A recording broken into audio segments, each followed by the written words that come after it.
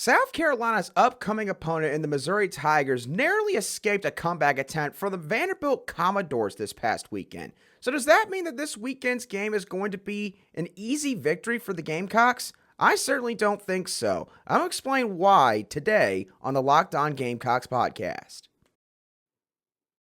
Locked On Gamecocks, your daily podcast on the South Carolina Gamecocks, part of the Locked On Podcast Network, your team every day.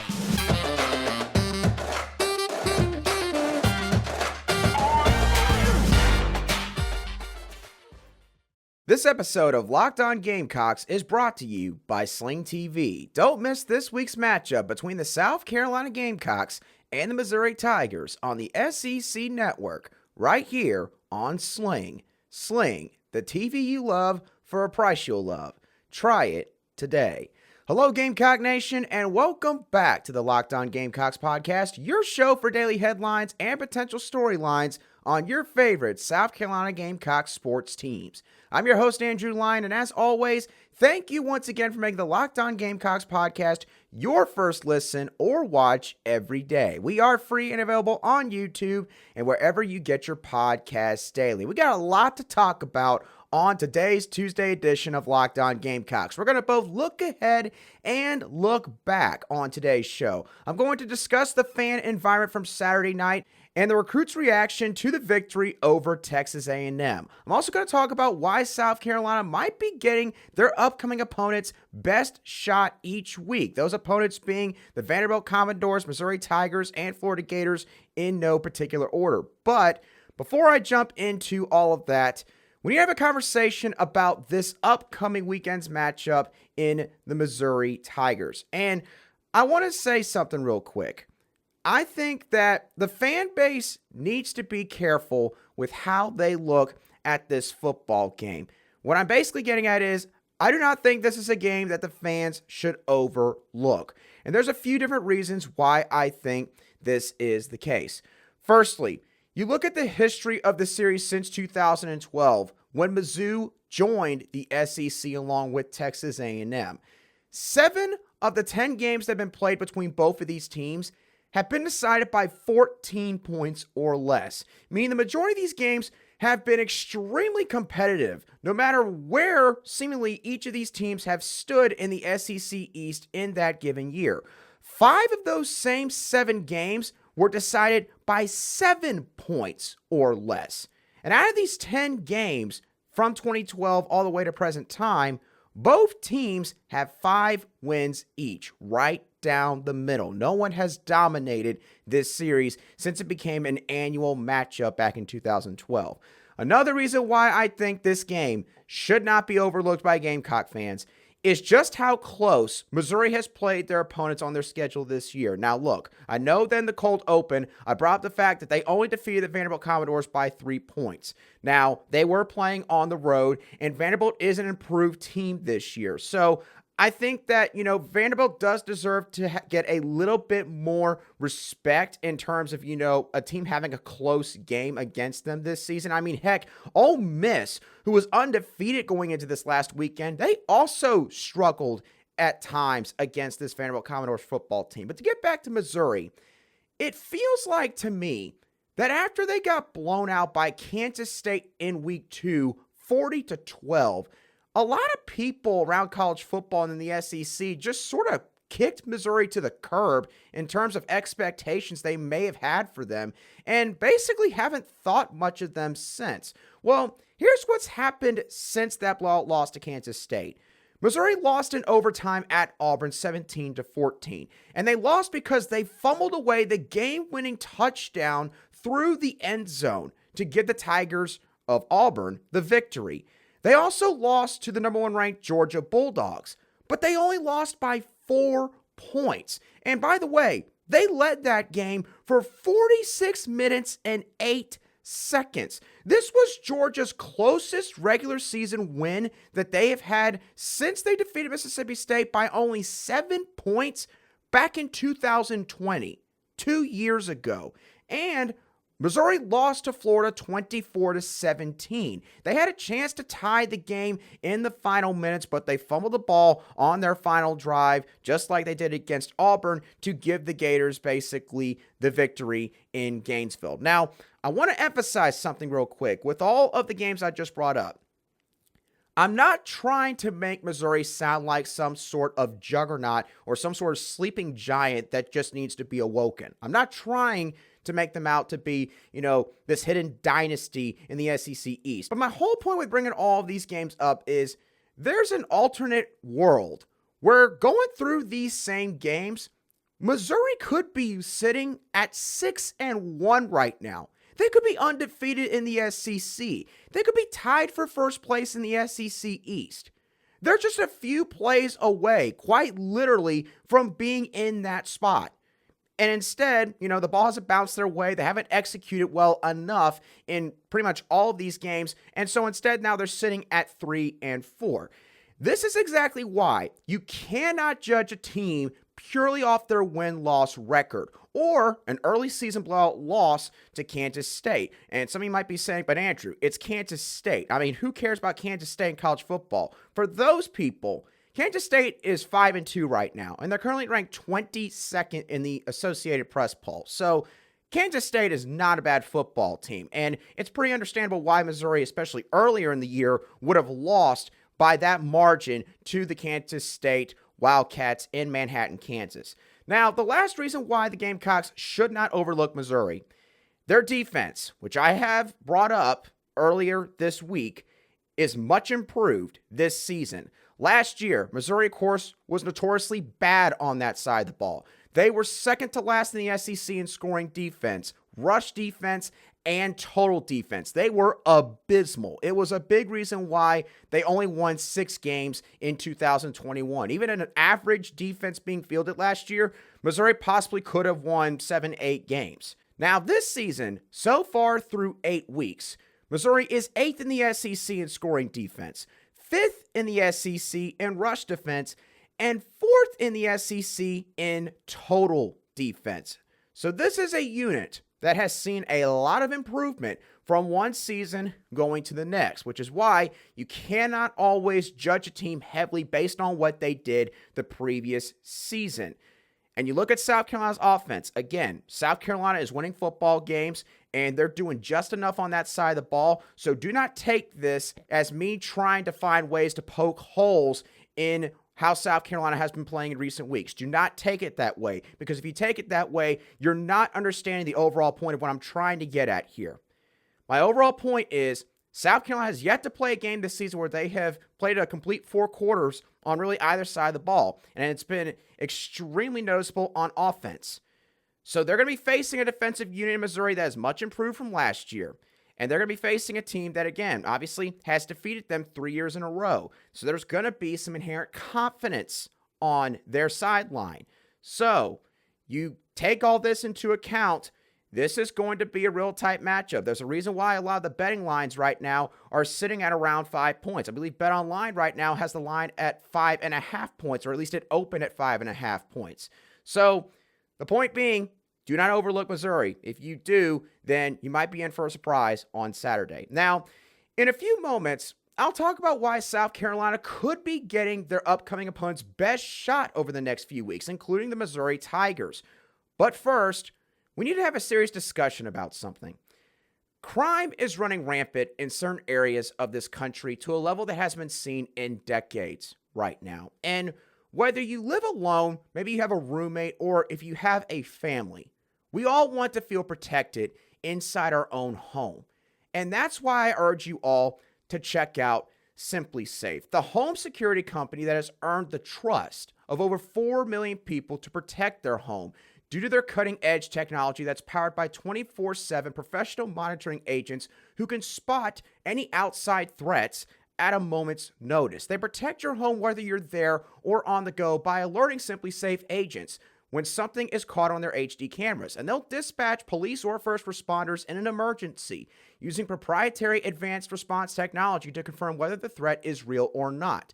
Simply Safe also offers advanced sensors for every room, window, and door in the house, which can not only detect criminal threats, but home threats as well. Like if your dog decides to tear up that sofa you bought off Facebook the other day because you wanted to get something that's on the cheap.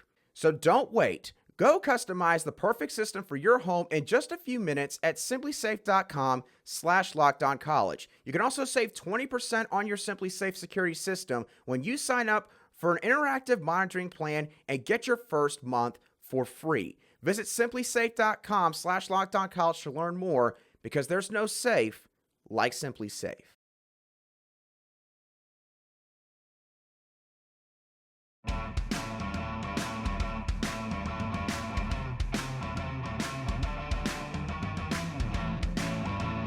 Welcome back to this Tuesday edition of the Locked On Gamecocks podcast, where we cover your South Carolina Gamecocks every single day. All right, so I've talked about why the Gamecocks should not overlook the Missouri Tigers this upcoming weekend. Now, I'm going to expand the look ahead to include both Vanderbilt and Florida. Both of those matchups, they're going to take place after the Missouri game.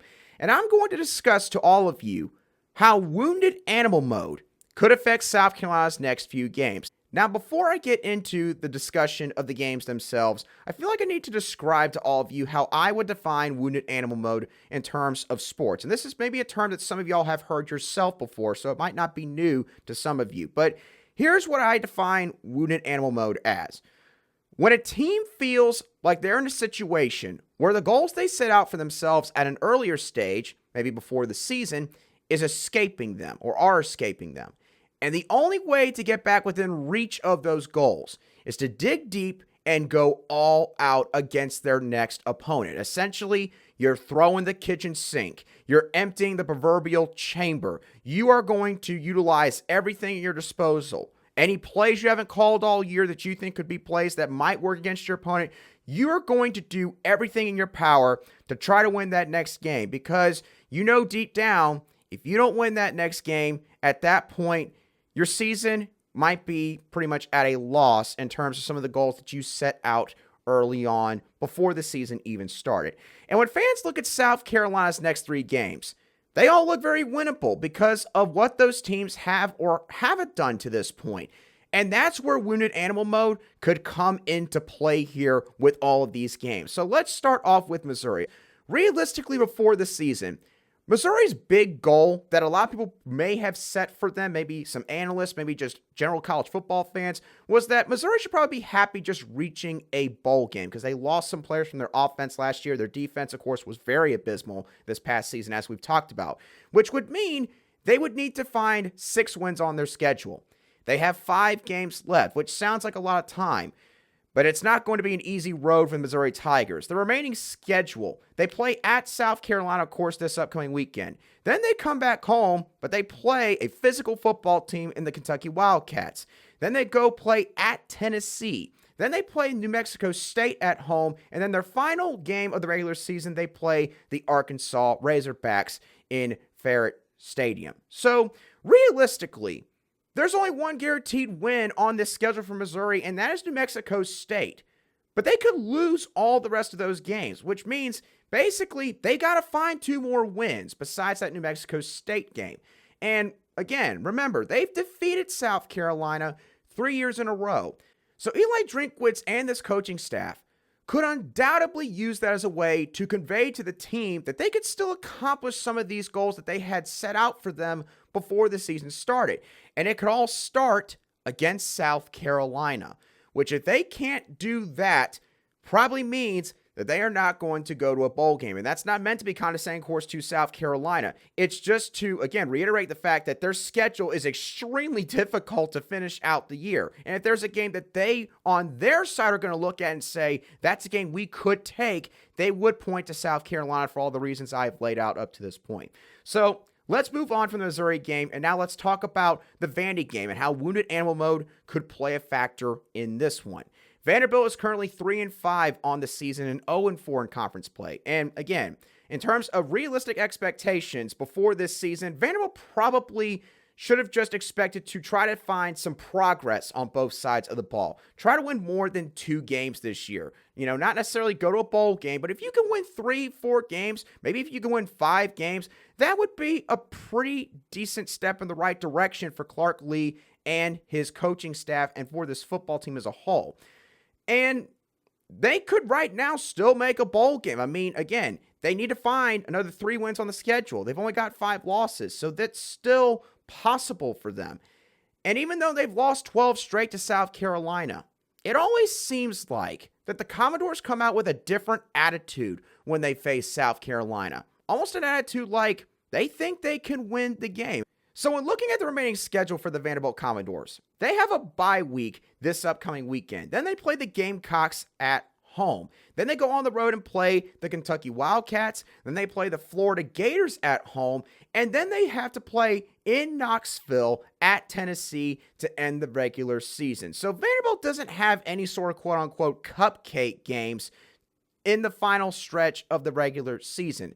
They got to find a way to win 3 of these 4 games. And for Vanderbilt, that South Carolina game, in my eyes, is going to sort of be their last gasp at trying to accomplish more this season, more than maybe people expected out of them. So maybe trying to reach 5 wins, maybe trying to find a way to get 6 wins and become bowl eligible, which against this stretch would be a phenomenal accomplishment for Clark Lea and his program.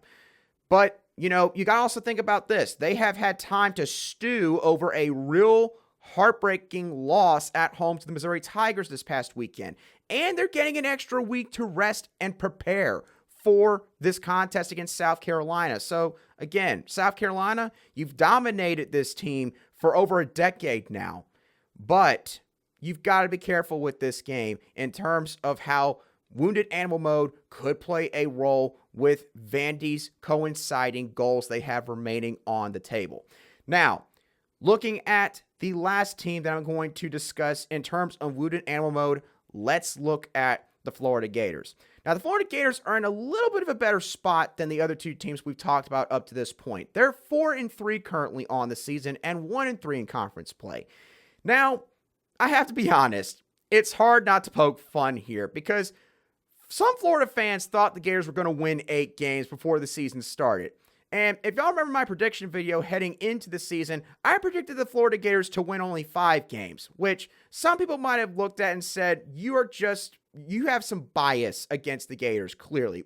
No, at this point, I don't think it really looks that way. I'm not trying to pat myself on the back here because there's still a lot of games left to play, but it is a possibility for the Gators because right now it's looking like they're going to have to fight to make a bowl game.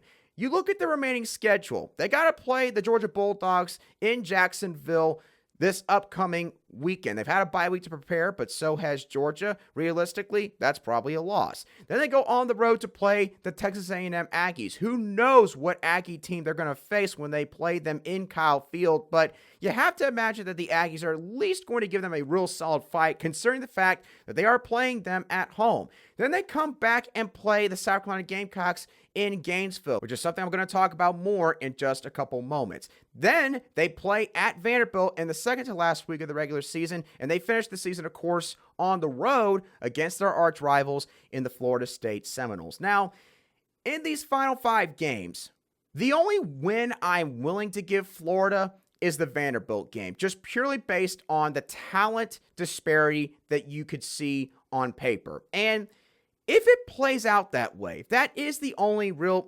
guaranteed win for Florida, that means they still got to find one more win to become bowl eligible. Now, personally, and I predicted this again before the season started, I think they're going to drop the Georgia game and Texas A&M game. I'm not as confident in that Texas A&M game now. Again, Florida could find a way to win that one with the way A&M has played this season, especially on offense. But let's say they lose that game in this hypothetical. That would put them at 4-5 coming into their matchup against South Carolina. If this happens this way, Florida is going to undoubtedly go all out against South Carolina because it is their final home game in the Swamp this season. They will, without a doubt, feel like it is a must-win game. They'll be sitting at 4-5. They lose that game. They now got to somehow emotionally recover from a 3-game losing streak and then go on the road the next week to play at Vanderbilt, which, again, in terms of just pure emotions being drained from the players, could turn to a trap game. Then you have the final game being on the road against your arch rivals in the Florida State Seminoles, who look like they're an improved team this year. So, there's no gimmies with any of these games, really. Even the Vanderbilt game, even though, again, I do think Florida will win that one. And quite honestly, why anyone had Florida winning more than 7 games this season, I have no idea, especially if they put money on it and they turned it basically into a high-stakes wager. Just like small business owners trying to hire someone for a role in their business. And maybe wants access to the best qualified candidates available. And if that describes you perfectly, then you need to check out LinkedIn Jobs. LinkedIn Jobs is here to make it easier for you to find the people you want to talk to faster and for free. Myself being a recent college graduate at the University of South Carolina, I've been able to stay in touch and connect with many alumni. So if any of us are running a small business one day, it'll be easy for us to maybe, stay in touch with one another and try to get a job with someone that, again, you can trust them. When you use LinkedIn Jobs, you can create a job post in minutes to reach both your own personal network and a worldwide professional network consisting of 810 million people. You can also add your job to the purple hashtag hiring frame on your profile, which helps to find the right people that fit the job description to a T, using tools like screening questions to filter through candidates and populate viable choices. It's why small businesses rate LinkedIn Jobs number 1 in delivering quality hires versus other leading competitors in the industry. LinkedIn Jobs, again, helps you find the candidates that you want to talk to faster. Did you know that nearly every week, 40 million people are visiting LinkedIn seeking out jobs? Why sit on the sidelines and let all these other small business owners go out there and take all these qualified candidates? Post your job for free today at linkedin.com/lockedoncollege. Once again, that's linkedin.com/lockedoncollege to post your job for free today. Terms and conditions do apply.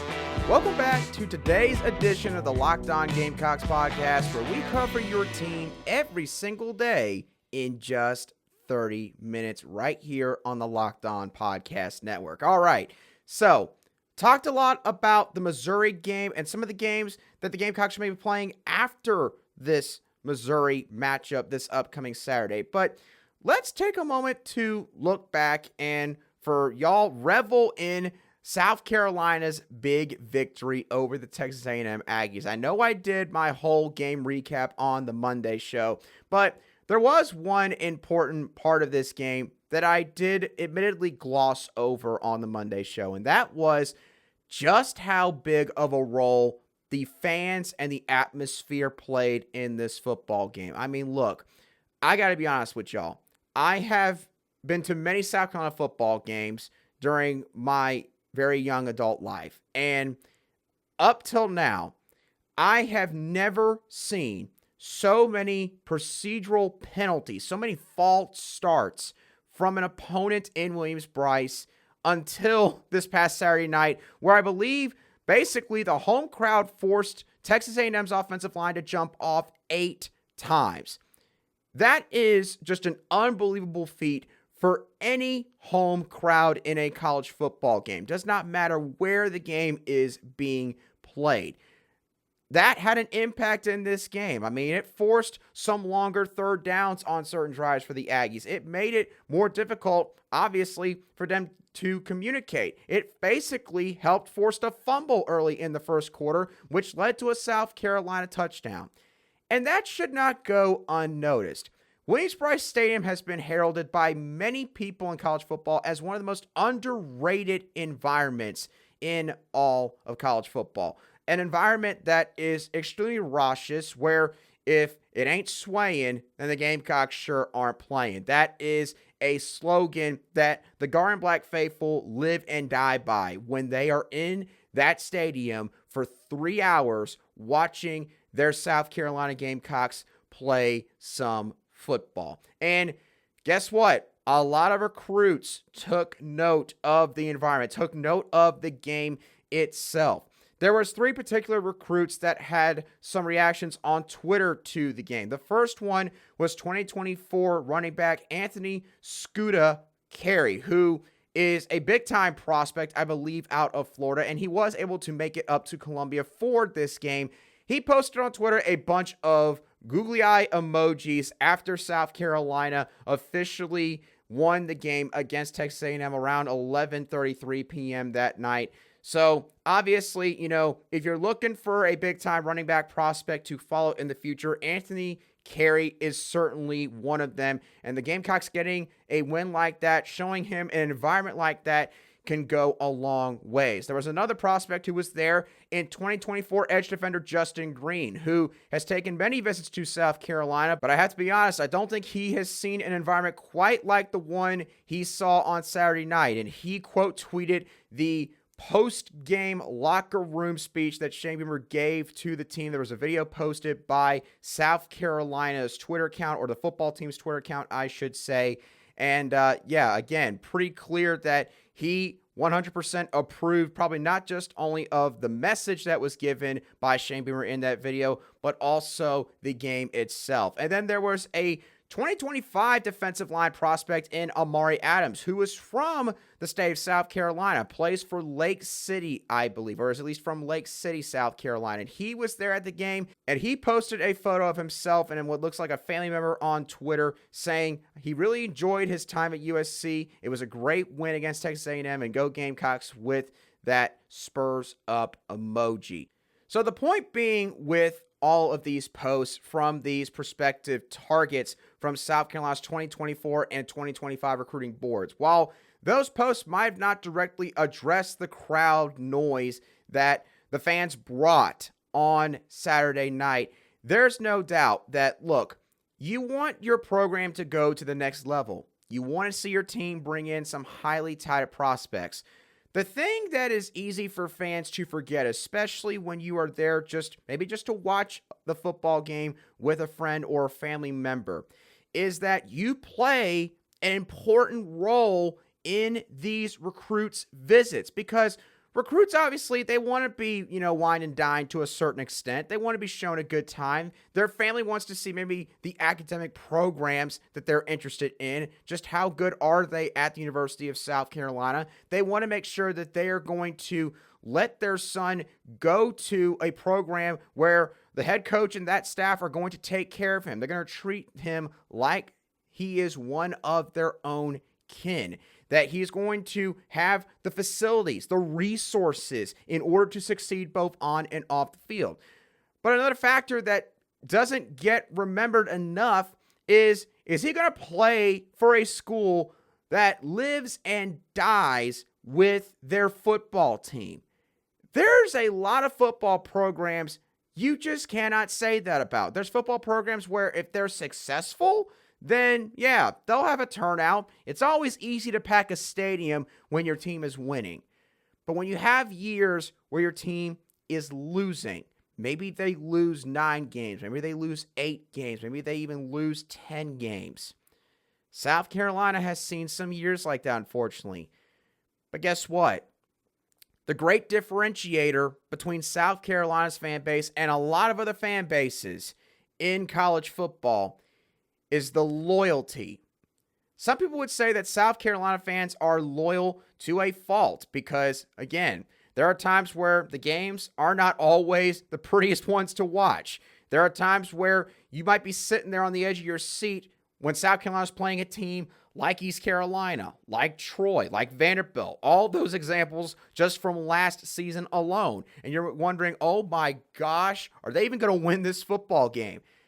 But guess what? You stick through all that for games like this past Saturday night against Texas A&M.